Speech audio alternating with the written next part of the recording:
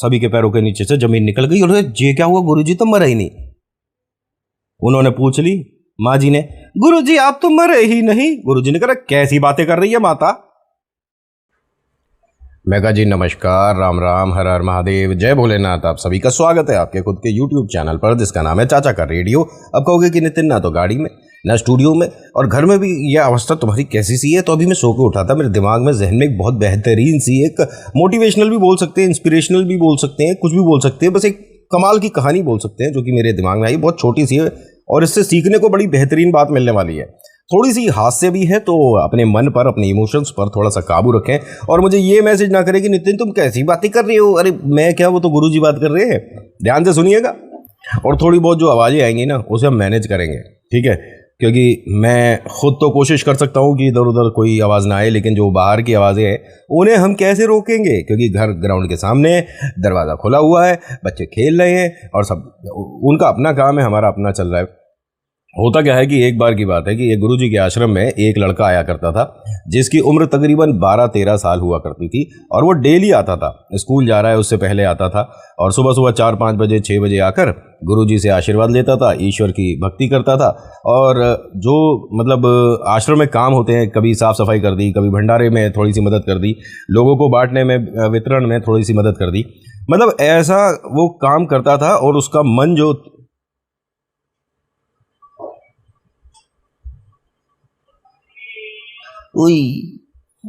इससे अच्छा मैं स्टूडियो में बना लेता।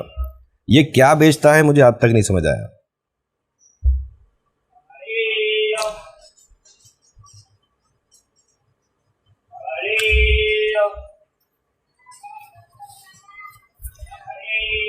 मैं पहला वो यूट्यूबर हूं जो कि हर प्रकार की आवाज को आने देता है। एक बार जब मैं छोटा था ना, इस आवाज़ के पीछे भागा भागा दूसरी गली तक चला गया था, मुझे लगा आइसक्रीम वाला है। बाद में मैंने उससे कही थी, मैंने आइसक्रीम नहीं है तुम्हारे पास? कह रहा अगर आपने आइसक्रीम खा ली हो तो उसकी डंडी लेने आए हैं हम। खैर, होता क्या है कि ये गुरुजी के आश्रम में आता था और ईश्वर की भक्ति करता था, ईश्वर के प्रति बहुत जागरूक था लड़का, बड़ा बढ़िया था, सब कुछ अच्छा हो रहा था। लेकिन इसके घर वाले इसे बिल्कुल पसंद नहीं करते थे इस काम को करते हुए।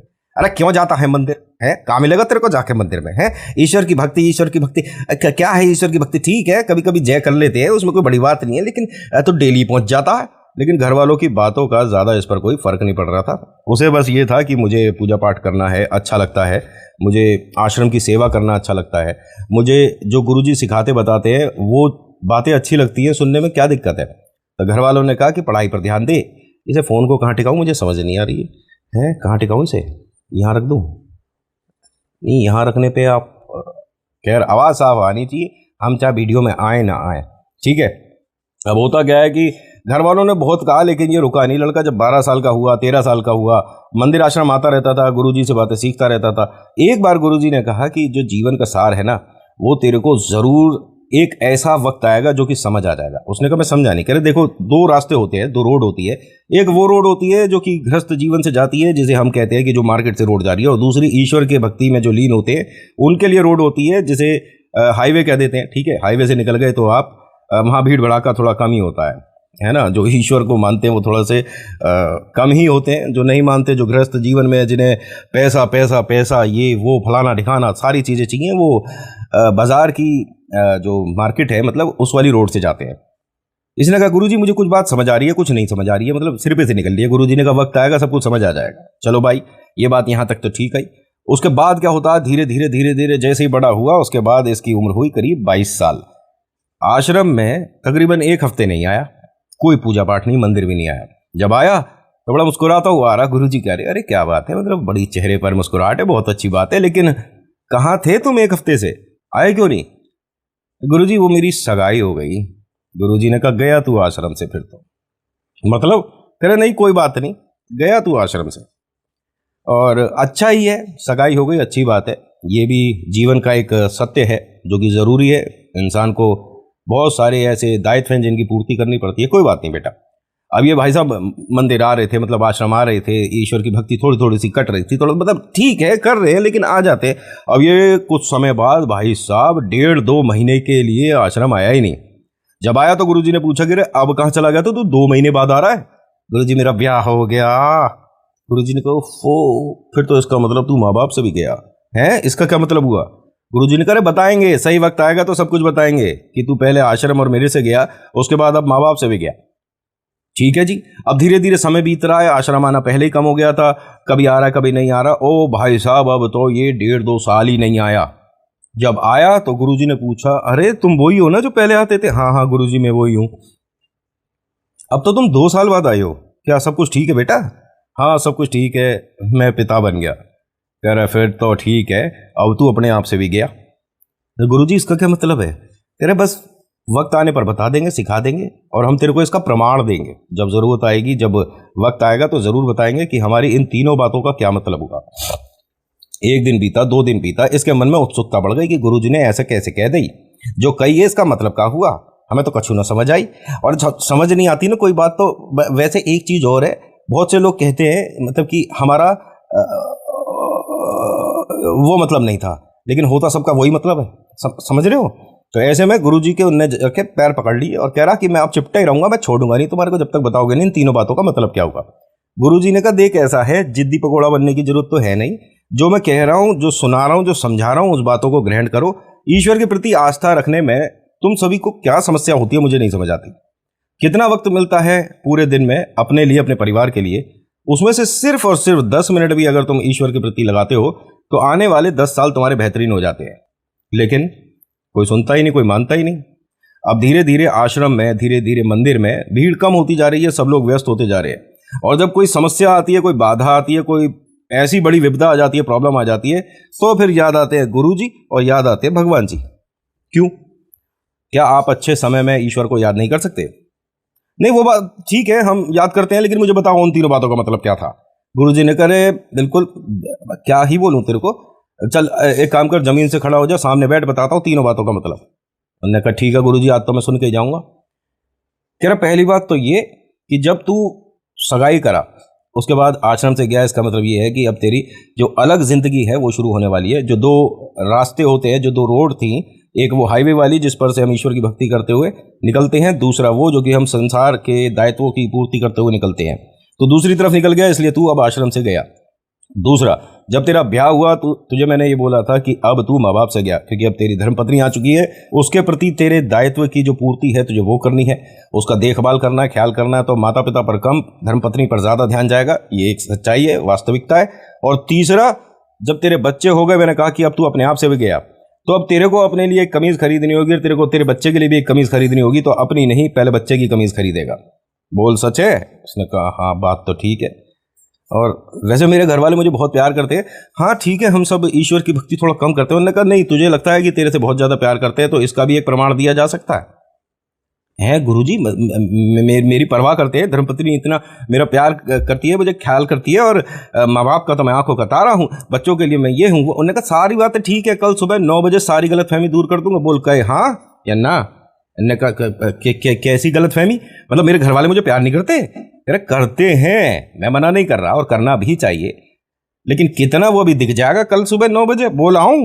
उन्होंने कहा गुरुजी आप मेरे घर पर आओगे, इससे बड़ी बात क्या होगी? और ये तो उन्होंने कहा देख, पहली बात तो ये बता कि मैंने जब यहाँ पर एक्सरसाइज होती थी, जो एक तेरे को एक्सरसाइज सिखाई थी जिसके अंदर हम सांस रोकते हैं, वो अभी तक आती है नहीं? उसने कहा भरपूर तरीके से आती है। उसकी वजह से मैं जो एक तैराकी का कंपटीशन हुआ था, स्विमिंग कंपटीशन, वो मैं जीता भी था। यानी तुझे वो अभी अभ्यास है ना, वो आता है? उसने कहा हाँ बिल्कुल, मैं सांस रोक सकता हूँ, जिसके अंदर सामने वाले को लगेगा कि मैं सांस नहीं ले रहा, लेकिन सांस मेरी अंदर ही अंदर चलती रहेगी। जो नब्ज है वो भी हम स्लो करनी जानते हैं, वो भी कर सकता हूँ।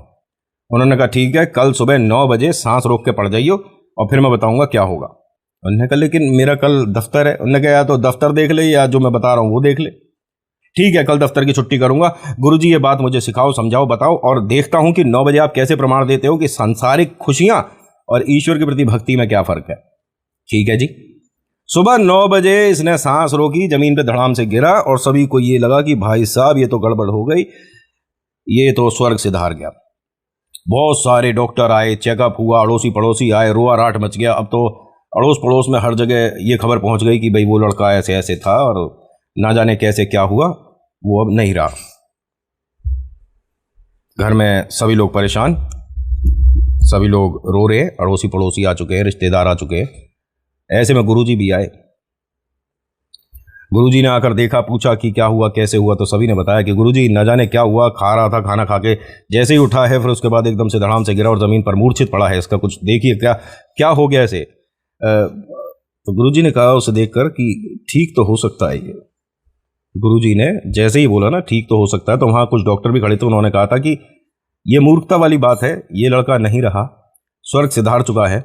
अब ये चमत्कार किताबों में होते हैं, असलियत में नहीं। गुरुजी ने कहा ये जो चमत्कार किताब में आप पढ़ते हो, कहीं ना कहीं असलियत में हुए होते हैं, सिर्फ मन से बनाई हुई बातें नहीं होती हैं। एक काम करिए। गुरुजी ने थोड़ा सा चेकअप करा और गुरुजी को तो पता था कि ये सब क्या चल रहा है, क्योंकि लड़का खुद मिला हुआ था गुरुजी से। गुरुजी ने कहा एक कटोरा गर्म दूध लेकर आओ। अब गए जी, फटाफट से गर्म दूध लेकर आए, एक कटोरा। उसमें मिलाई चीनी। चीनी मिलाने के बाद लगाया माथे पर, कुछ मंत्र बोले और कहते हैं कि लो ये तैयार है, अब इसे जो पी लेगा वो स्वर्ग सिधार जाएगा और ये लड़का जीवित हो जाएगा।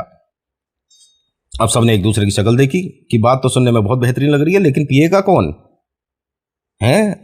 गुरुजी क्या कह रहे हो? गुरुजी ने कहा बिल्कुल ठीक कह रहा हूं। पिता के सामने करा कटोरा कि आपका बेटा यहां मूर्छित पड़ा है, आज वक्त आ गया है दिखाने का कि हाँ आप इससे कितना प्यार करते हैं, कितना आपको, मतलब ऐसा नहीं कि सिर्फ सांसारिक मोह है, ये बेटा आपकी जान है। उसने कहा सारी बातें ठीक है गुरुजी, लेकिन मैं पीऊंगा नहीं। गुरुजी ने कहा है कैसी बातें कर रहा, तू तो पिता है। कह रहा पिता हूं लेकिन पीता नहीं, मैं नहीं पीऊंगा। भाई मैं देखिए मतलब संसार का मुखिया हूं, वो मतलब घर का मुखिया हूं, संसार का मुखिया तो हमारे कन्हैया हैं, है ना? तो मैं पी नहीं सकता, मैं इस घर का मुखिया हूं। अगर मैं नहीं रहा, मेरी धर्मपत्नी का क्या होगा, मेरे परिवार का, मेरे बीवी बच्चों का, मैं नहीं। तो गुरुजी ने कहा ऐसा है, इतना घबराने की जरूरत नहीं है, तूने मना कर दी, हम समझ गए। माँ के सामने किया कटोरा कि माँ तुम तो माँ हो, हमने सुना है माँ का दिल कितना मतलब है, आप पी जाओ। उन्होंने कहा ना, ये इंसान को ईश्वर के फैसलों में बीच में अपने उंगली नहीं करनी चाहिए, कोई हस्तक्षेप नहीं करना चाहिए। ये तो प्रभु की लीला थी, प्रभु की इच्छा थी, बेटा चला गया, लेकिन मैं बीच में क्यों आऊं? गुरुजी ने कहा कैसी बातें कर रही हो, मतलब आपने सुना था कि मतलब यमराज के सामने अपने पति के प्राण के लिए वो अड़ गई थी। हाँ तो ठीक है, वो अड़ गई होगी, मैं नहीं कर रही। गुरुजी फिर से गए। गुरुजी ने, माँ एक बार कोशिश तो करके देखो, जैसे तुम ये पियोगी दूध का मतलब ये कटोरा, बेटा जिंदा हो जाएगा और सभी कुछ ठीक हो जाएगा। उन्होंने कहा मैं एक बार कह चुकी हूँ, दोबारा सुन लो। जब ईश्वर कोई कार्य करते हैं तो उनके बीच में बाधा नहीं बननी चाहिए, ये ईश्वर की मर्जी थी, इसका जीवन इतना ही था, तो अब इसमें हम क्या कर सकते हैं? ये जबरदस्ती हो गई ना कि आपने जो ईश्वर ने सोचा है आपके लिए किया है, उसके बीच में आप जबरदस्ती का कार्य करने लग गए। गुरुजी ने कहा यानी आप नहीं पियोगी ना? कतई ना पीऊं। और जैसे ही ये सारी बातें सुनी तो अड़ोसी पड़ोसी नाते रिश्तेदार एक एक कदम पीछे करके, कोई रिक्शा से बैठ के निकला, कोई टेम्पू से, कोई कैसे कोई कैसे, मतलब हर कोई भागने में लग रहा, अच्छा पाताल लोग पहुंच जाए, लेकिन भैया यहाँ से तो निकल लो, दूध का कटोरा हमारी तरफ आ गया। तो जो घर वाले तो खैर मना भी कर रहे हैं, बेशरम, हम मना करते हैं तो और बुरा लगेगा। वैसे हमसे पूछे ना गुरुजी तो ज़्यादा बेहतर है, हम तो भाई दूर दूर वाले हैं, हम तो अड़ोसी पड़ोसी हैं। गुरुजी ने वो कटोरा किया धर्मपत्नी की तरफ, वो रोते रोते कहती है जैसे माता पिता ने कहा ऐसा ही ठीक है, ईश्वर के कार्य में बीच में बाधा नहीं बननी चाहिए ना गुरुजी। गुरुजी ने कहा मतलब तुम्हारा पति है ये? ठीक है, इतनी ही खुशी थी जीवन में, अब क्या कर सकते हैं गुरुजी। ना गुरुजी कह रहे हैं फिर से, रे बिटिया देख, अगर ये तू दूध का कटोरा पी लेगी तो तेरे पति जिंदा हो जाएंगे। हाँ तो फिर क्या करे, जिंदा हो जाएंगे तो उसके बाद माँ जरूरी है बच्चों को, पिता का क्या, पिता तो काम पर चला गया, मतलब पिता जरूरी नहीं है? नहीं है जरूरी, लेकिन अब क्या करें, जमराज जी ले गए तो हम नहीं पिएंगे। गुरुजी ने कहा तो क्या इस कटोरे को मैं पी लूं? सबने हाँ हाँ हाँ गुरुजी आप पी लो, जय सही रही। भाई गुरु ही अपने शिष्य के काम आता है। अच्छा माता पिता पत्नी काम नहीं आई, गुरु इस काम के लिए आएगा। तो पिता ने क्या कही, गुरुजी तुम पी लो ये दूध को कटोरा, जैसे ही तुम पियोगे और तुम निकल जाओगे ना, हम तुम्हारी मूर्ति बनवा देंगे सामने वाले ग्राउंड में, और आज के दिन एक मेला लगवाएंगे, आपकी मूर्ति पर फूल चढ़वाएंगे, वो भी गुलाब के महंगे वाले। क्या समझ रहे हो बात को? गुरुजी पी जाओ, शाबाश गुरुजी गुरुजी। गुरुजी ने कहा ये थम जाए 1 मिनट को, पी रहा हूं। अब सब लोग खुश हो गए। गुरुजी ने कमाल कर दिया, मतलब गुरुजी ओ गुरुजी ना रहे गुरुजी। तो गुरुजी ने कहा कि अच्छा मेरे को पी जाना चाहिए ना इस कटोरे को। अरे और क्या, ईश्वर का दूसरा क्या पहला रूप है गुरु।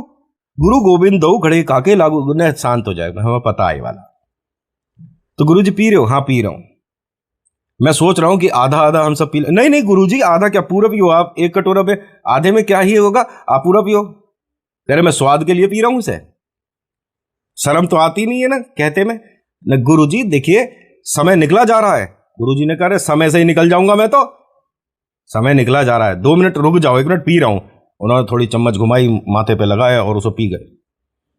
पीने के बाद कहते हैं, डकार लेने के बाद लड़के से रे खड़ा हो जा, दिख गया संसार। वो लड़का खड़ा हुआ, सभी के पैरों के नीचे से जमीन निकल गई। और ये क्या हुआ गुरुजी, तो मरे ही नहीं।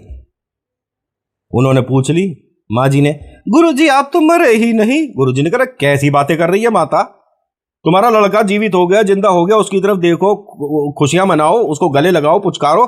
मेरी तरफ देखकर मुझसे पूछ रही हो कि तुम तो मरे नहीं है, मतलब बिल्कुल शर्म नहीं आती है। मेरी मूर्ति बनवा रहे थे, देख लिया तूने संसारिक मोह माया, संसार में कितनी ज्यादा खुशियां हैं। और उसके बाद लड़के ने हाथ जोड़े और कहा कि गुरुजी मैं समझ गया जो आप मुझे समझाना बताना चाहते थे। आज के बाद ऐसा कोई दिन नहीं जाएगा जो कि मैं ईश्वर के सामने नतमस्तक होने ना आऊं।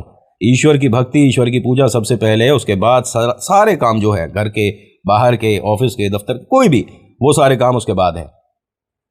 उसके बाद जो ये घर के सभी लोग हैं, ये जो कि मना करते थे आश्रम मंदिर जाने के लिए, इनका भी दिल ऐसा बदला कि ये भी फिर मंदिर आश्रम आने लगे। लेकिन गुरुजी ने एक प्रॉमिस लिया इनसे कि तुम्हारे घर से आया हुआ प्रसाद मैं खाऊंगा नहीं।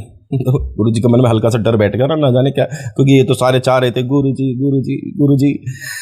बस तो आज की वीडियो में इतना ही। आज की वीडियो आपको कैसी लगी मुझे बताएगा जरूर। अच्छी लगी तो प्लीज़ लाइक करिए, शेयर करिए, कमेंट में लिखिएगा राधे राधे, आपका नाम आपकी जगह। So thank you so much for watching. मेरा नाम नितिन, मुलाकात करूंगा आपसे अगली वीडियो में। हर हर महादेव, जय भोलेनाथ, धन्यवाद।